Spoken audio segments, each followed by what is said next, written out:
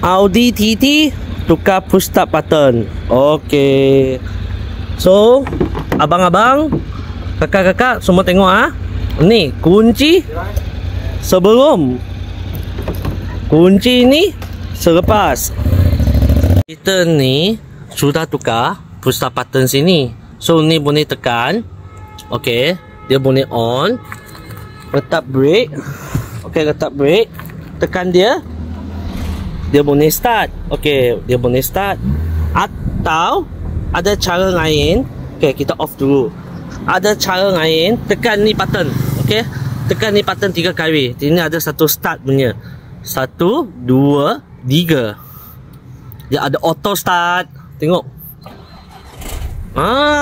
Kita ada auto start punya sistem. Lepas tu you nak off, serang saja. Tekan ni button lagi.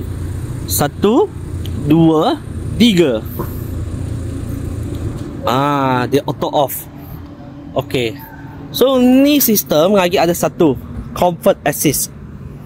Ada apa masuk comfort assist, serang saja. Okey. So sekarang ni kita jangan jauh. Okey, kita jangan jauh. Dia ada automatic tutup pintu. Nampak tak? Dia lampu so tutup. So kita tekan. Okey, kita tekan, dia automatic buka. Nampak tak? Dia automatic buka.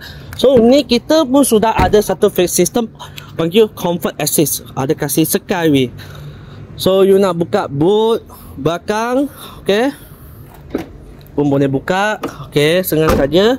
Semua button sini kita ada jalan, ada function. So abang-abang, adik-adik semua nak tukar ni push start button. Okey, ada auto start punya, boleh cari saya. Terima kasih.